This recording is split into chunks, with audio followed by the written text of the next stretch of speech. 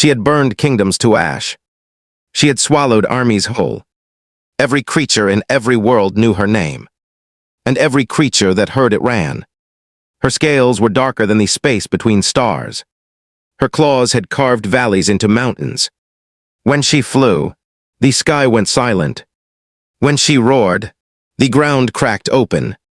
For 3,000 years, nothing had ever made her stop. Nothing had ever made her feel anything. Until tonight. She was supposed to finish what she started. She was supposed to leave nothing behind. But there was something on the ground. Something small. Something soft. Something that should not have been alive. A human baby. Alone. Crying. Reaching its tiny hands up at the most dangerous thing in the universe. And the most dangerous thing in the universe stopped. Nobody knows exactly why she did not fly away that night. Nobody knows why creature built for destruction picked up something so fragile it could break with one wrong breath. But here is what we do know. She held him, and nothing in her world was ever the same again.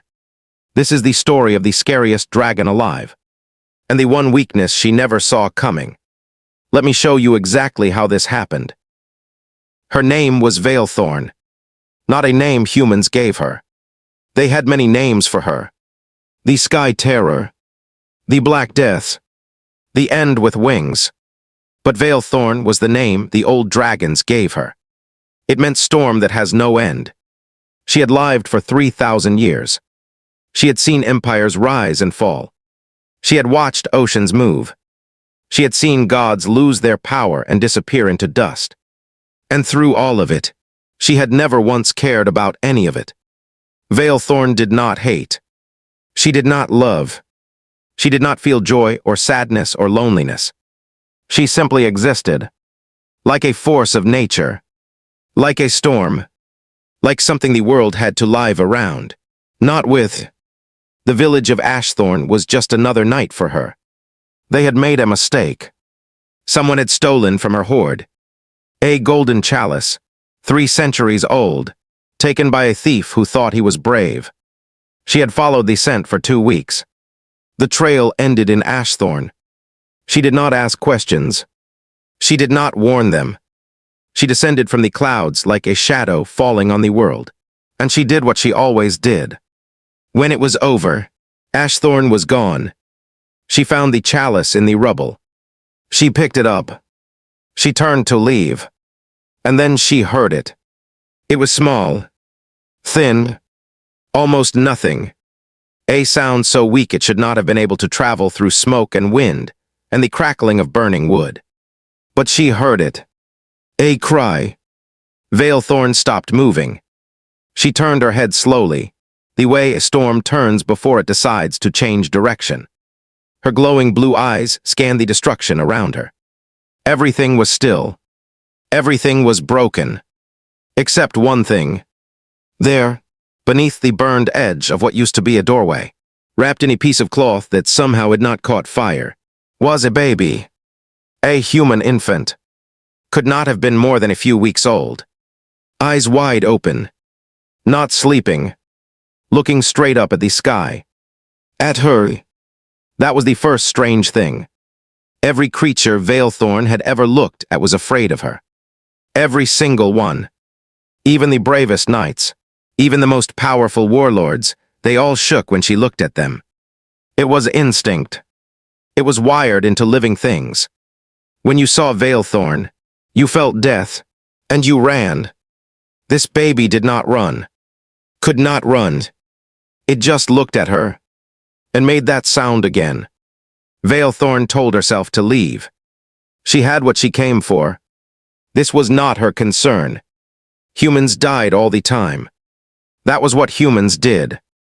She spread her wings. The baby made the sound again. She folded her wings. She stood there for a long time. The fire crackled around her. Smoke rose into the sky. Somewhere far away, a wolf howled. And Veilthorn, the most feared creature in 3,000 years of recorded history, stood over a helpless infant and did not know what to do. Something inside her moved. It was not a feeling she recognized. She had no name for it. It was not hunger. It was not anger. It was not the cold calculation she used to decide things. It was something older. Something that lived deeper than thought.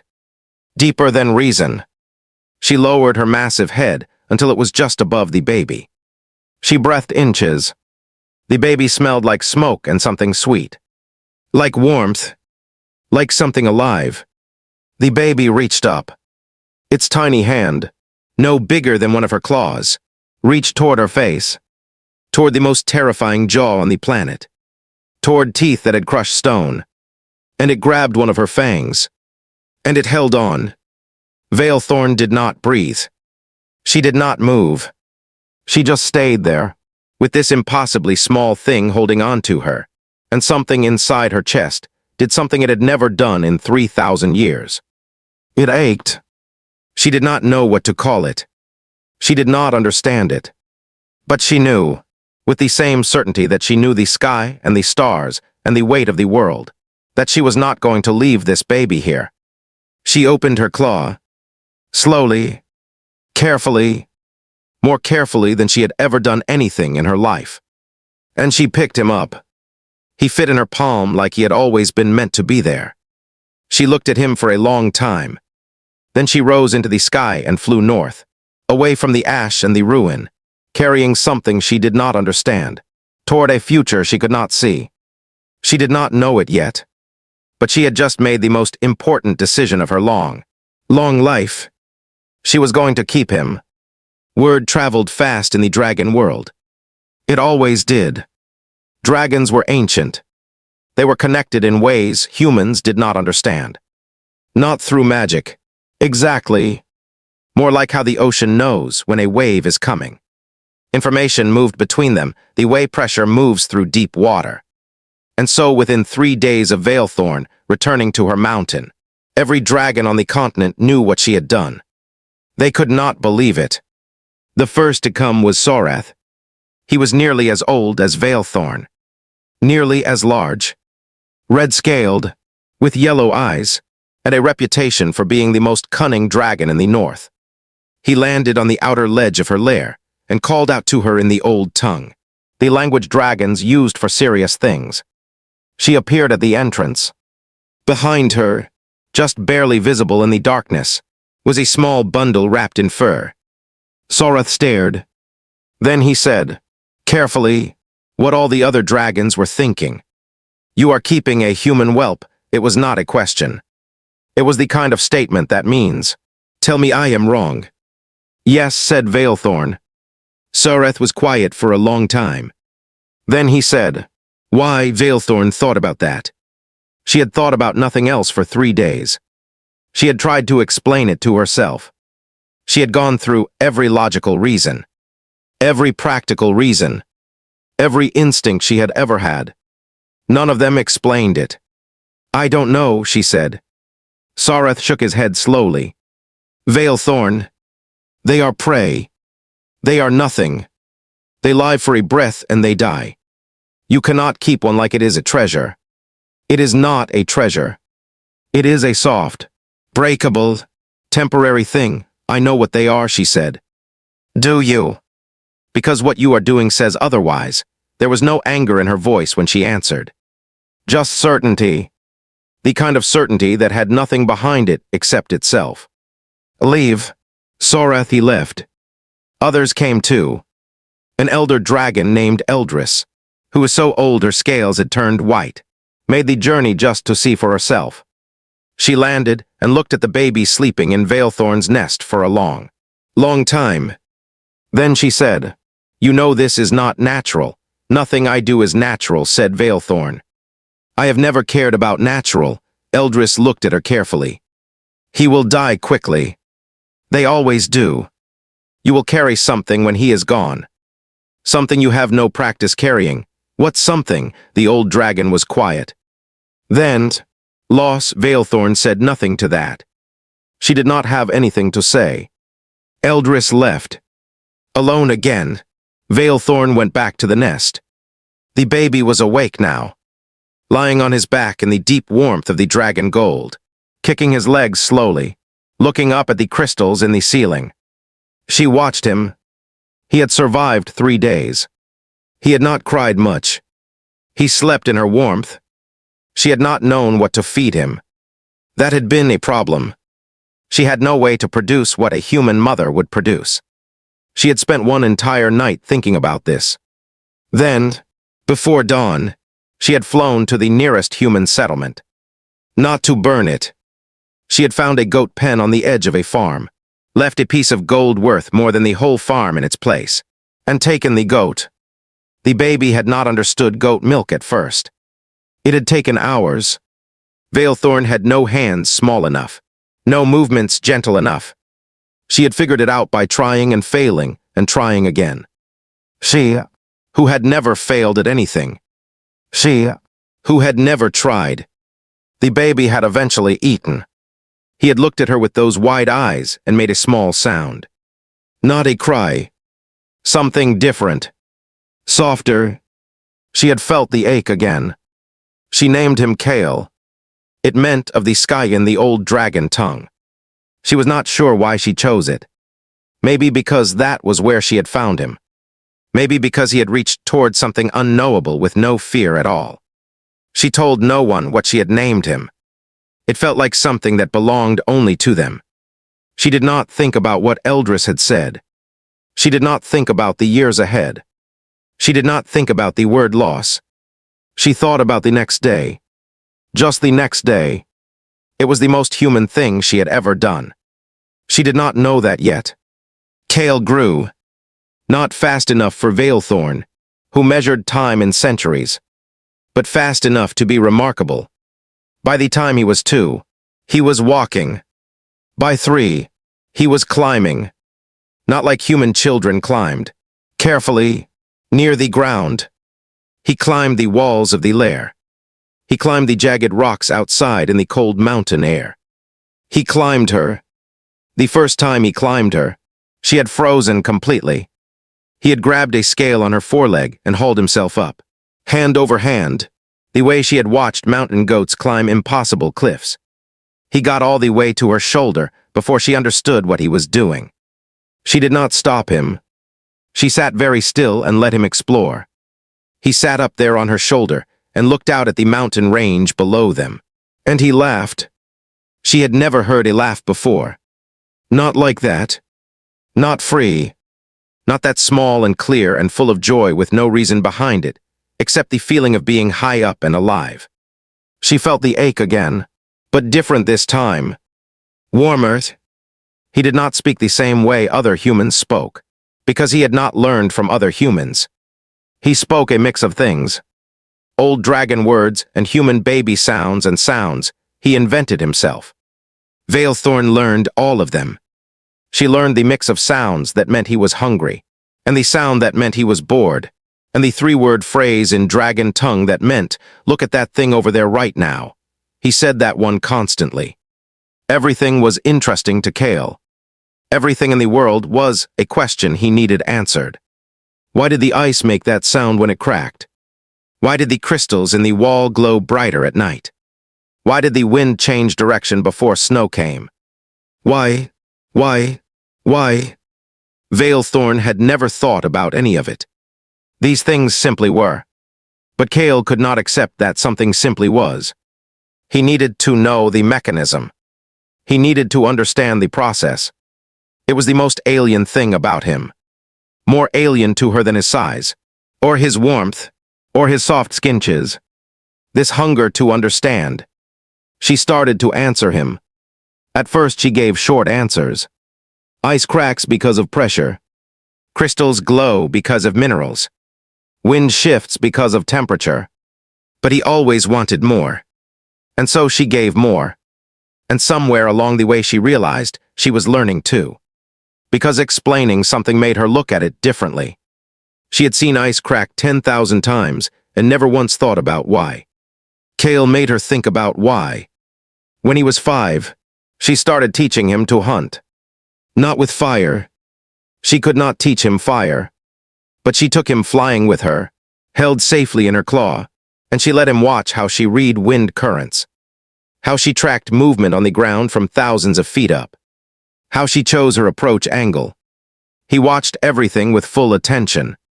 She had never seen a creature that young pay that kind of attention. When they landed, he would talk through everything he had seen, step by step. And then he would ask, what would you do if the wind had been different? What if the prey had moved left instead of right? She answered all of it. He was building something in his mind. She could feel it. Some kind of map. Some kind of framework. He was not just learning what she did. He was learning how she thought. So he could do it himself. She did not know the word for that yet. The word was strategy. He was building it at age 5. By the time he was 7, the dragons who had come to question her decision had stopped coming. They had heard too many reports. A human boy running along the razor edges of rock faces without falling. A human child tracking a mountain elk for 3 days and finding it in weather that grounded birds. He was not a normal human. Or rather, and this was harder to accept, he was exactly what a human could become when raised without fear, without limits, and without anyone telling him what was impossible. He did not know the word impossible. Vale Thorn had never taught it to him. She was not sure she knew it anymore either. The human kingdoms had not forgotten Ashthorn. How could they? An entire village, gone overnight. Nothing left but ash and a burned chalice returned to the rubble. No survivors.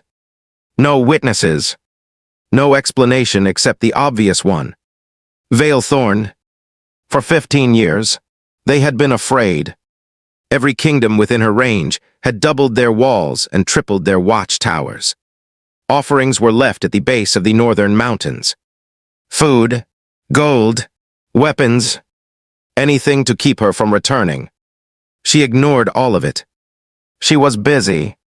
What nobody in those kingdoms knew, what no human alive knew, was that Vale Thorn had not destroyed a single village in 15 years. Not once. She still flew. She still hunted. She still made sure other dragons knew her territory was her territory. But she did not destroy things anymore. Because Kale was always watching. He did not judge her. He was not naive enough to not understand what she was or what she had done. She had not hidden it from him. She had told him. In the flat, honest way, she told him everything. About her past. About Ashthorn. About the night she found him. He had been very quiet after that. For a long time. Then he said, "You were just being what you were." "You didn't know yet, know what?" she asked. He looked at her. His eyes were the same brown they had been since he was an infant. Steady and deep and completely unafraid of what they were looking at. "That things matter," he said.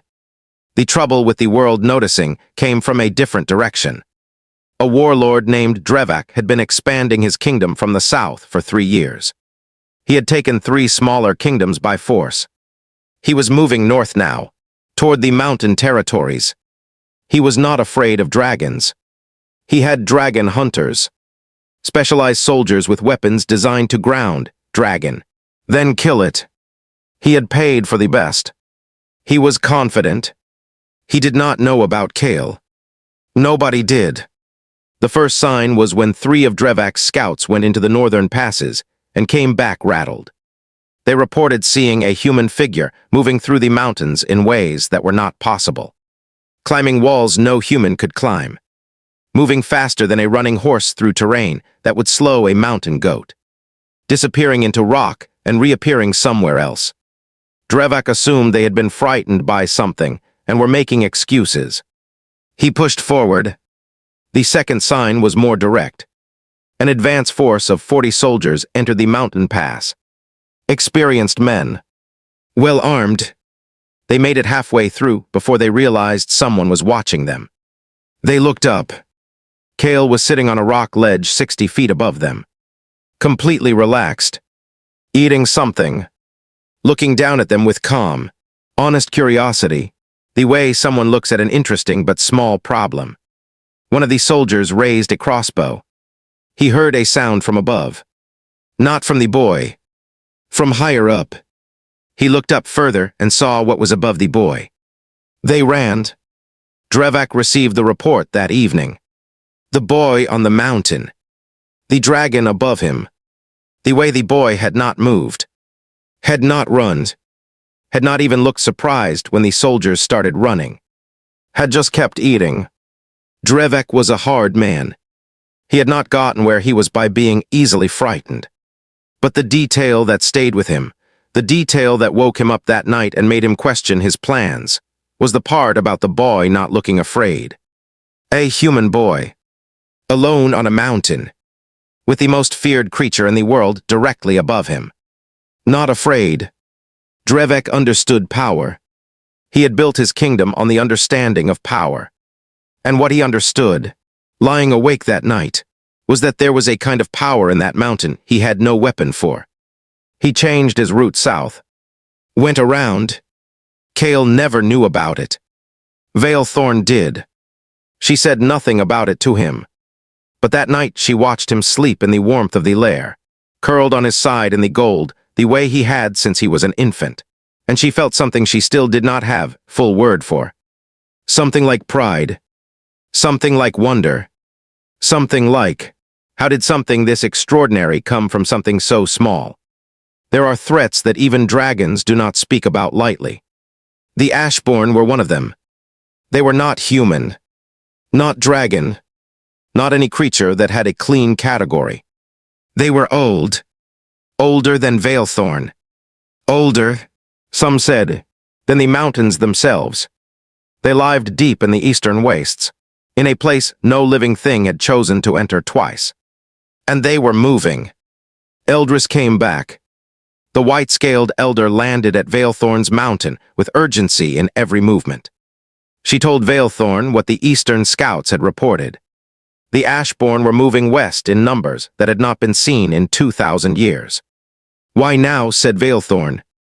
We don't know. But they are not stopping. Every dragon family east of the Grey River has already retreated. Veilthorn thought about this. What do they want? We don't know that either. They want what they always want.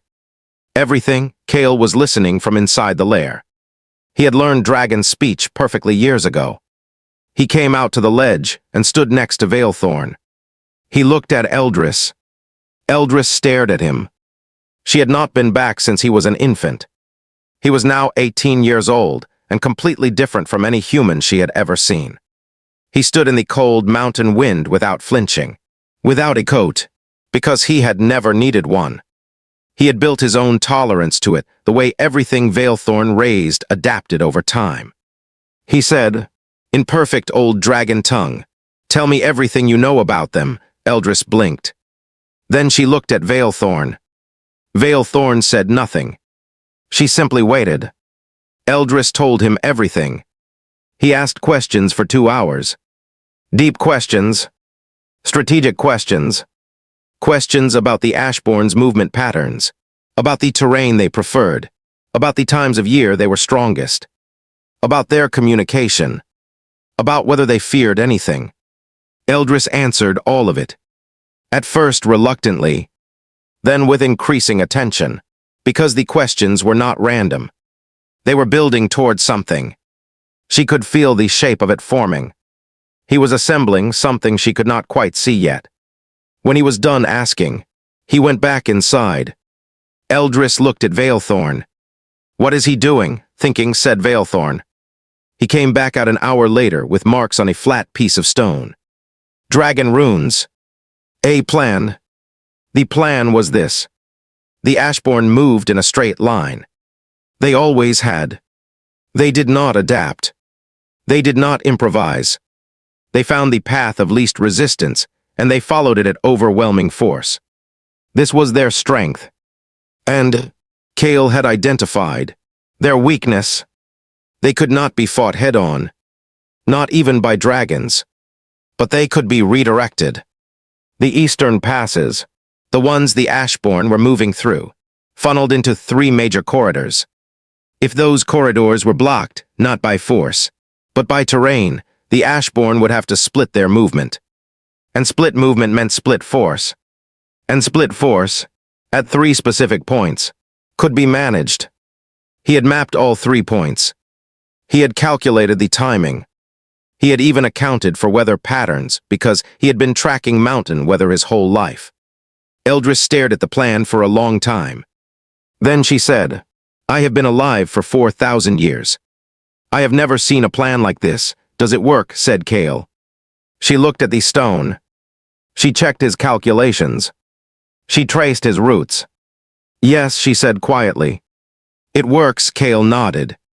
Like this was what he had expected to hear. Like doubt had not entered into the calculation. "Then let's go," he said. Veilthorn watched all of this. She had felt many things in her long life. She had felt power, and hunger, and the cold satisfaction of getting what she wanted. She had never felt this thing that expanded in her chest when she looked at him, when she watched him speak with the certainty of someone who had been raised to believe in themselves, when she saw the way the oldest dragon alive looked at a human teenager like he had just said something she needed to hear. She finally had a word for the feeling. Not just pride, not just wonder. Love. Simple and total, and 3,000 years late. She spread her wings. "Stay close," she said to him. "Always," he said, and climbed onto her back like he had done 1,000 times. And they flew east toward the darkness together. The Ashborn were exactly as Eldris had described them. Massive, dark, moving in formation like a wave of living shadow, poured over the landscape, consuming everything in their path. Ancient and indifferent, not cruel in the way that enjoyed cruelty. Just unstoppable, just complete. 12 dragons had assembled at Kale's 3 points, more than had gathered in 500 years. Not because they trusted the plan. Most of them did not understand the plan. Not fully. They came because Veilthorn told them to. And no dragon in the world said no to Veilthorn.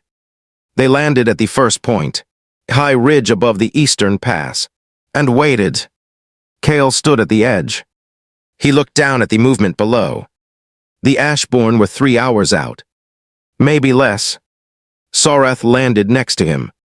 He looked at the human standing on the edge of a cliff in the morning cold and said, in the dragon tongue, "You are certain of this?" It was not a question. It was the same kind of statement he had made 18 years ago in another context. "Yes," said Kale. "You have never faced anything like this?" Kale looked at him. "Neither have they," he said. Sorath had no answer for that. He went back to his position. The Ashborn entered the pass exactly when Kale's calculations said they would. He gave the signal. The first group of dragons struck the eastern wall of the corridor, not at the Ashborn, but at the rock above them. Controlled, precise, strategic fire that sent cascades of stone across the pass and blocked the route completely. The Ashborn stopped. They had not stopped in 2,000 years. Not for anything. For 5 seconds, the entire mountain range was silent. Then the Ashborn split, the way water splits around a stone, flowing toward the 2 secondary corridors. Exactly as Kale predicted. "Second point," said Kale. The next group of dragons moved. What followed was not a battle. Exactly. It was more like a conversation. Action and response. Response and action. The Ashborn moving and Kale anticipating. Again and again. For 3 hours. With 12 dragons following the instructions of a human being who had never fought anything in his life, but had spent 18 years learning how to think like the most powerful creature alive.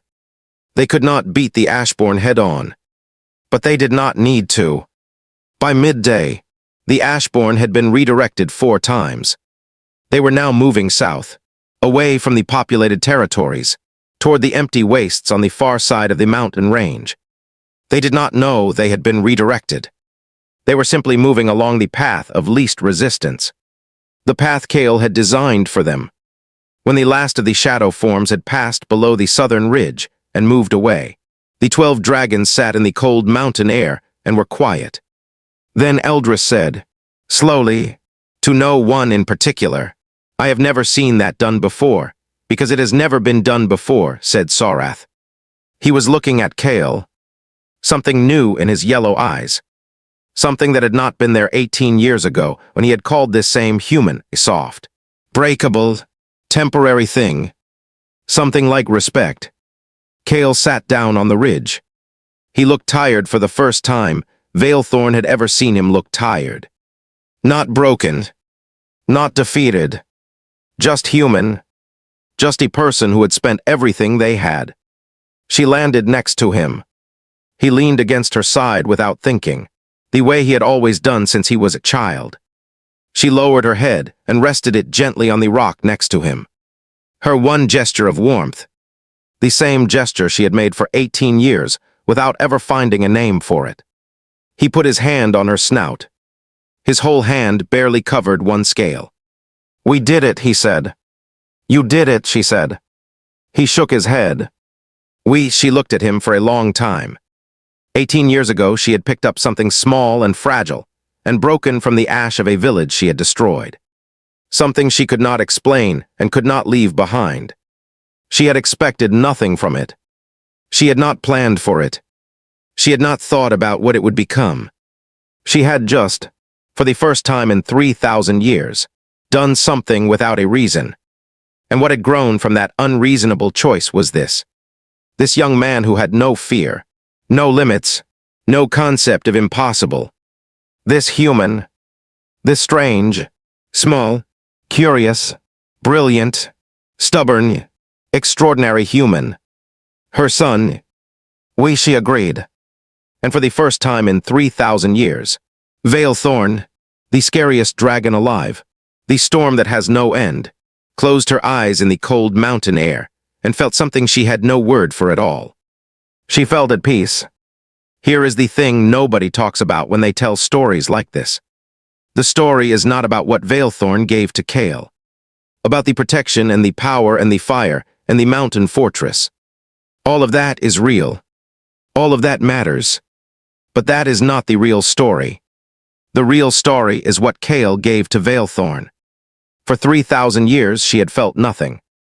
She had moved through the world like weather, cold and massive and complete in herself, touching everything and caring about nothing. She had never asked why. She had never looked at the world with curiosity. She had never thought about loss or love, or what it means to carry something fragile and choose, every single day, not to drop it. Kale did that to her. A helpless human infant, reaching toward the most dangerous jaw in the universe with absolutely no understanding of what it was doing, broke something open inside the most feared creature alive. And from that break, something grew. They saved the eastern continent that day. 12 dragons and one human boy, redirecting a force that no army had ever stopped. The kingdoms learned about it eventually. They did not know what to do with the information. A human raised by the most feared dragon alive had just saved them all. Some of them were afraid of Kale. Some of them wanted to meet him. Some of them wanted to understand what he was. He was, it turned out, exactly what Veilthorn had said when Eldris asked her to describe him years ago. In the one moment, she had found the right word. He is mine, she had said. Simple, total, true. If this story opened your eyes to something, to what love looks like when it comes from an unexpected direction, to what humans can become when raised without limits, to what happens when the most feared thing in the world finds the one thing it cannot destroy, then stay with us. Because there is more where this came from. Let's recap what just happened in this story. Veilthorn, the most feared dragon in 3,000 years, found a human infant in the ruins of a village and made a choice she could not explain. She kept him. She raised him in her mountain lair, feeding him, teaching him, answering every question he had, giving him the one thing most humans never get, a childhood completely free of the idea that there are things he cannot do. That boy grew into someone who could read wind patterns, design military strategy at 15, track prey through conditions that grounded birds, and redirect an ancient unstoppable force using nothing but a plan drawn on a flat rock. Not because he had special powers, not because there was magic in him, because someone believed in him from the very first moment. Before he could speak. Before he could walk. Before he was anything except a tiny hand reaching toward something enormous and saying, without words, I am not afraid of you. And the most dangerous creature alive looked at that hand and thought, I do not want to be something that this should be afraid of. That is the real HFY story. Not humans defeating monsters with weapons and strength. Humans making monsters into something better. If this story hit you somewhere deep, and I think it did, because you made it all the way here, then I want to hear from you. Drop a comment right now and tell me, what was the moment that got you? Was it when Veilthorn picked him up in the ash? When Kale grabbed her fang as an infant? When she finally said the word we? Tell me your moment. I read every single one. And if you are new here, welcome to HFY. This is what we do here. We find the stories that remind you that humans are not small. We are not weak. We are not temporary. We are the species that reaches toward danger and says, I want to understand you.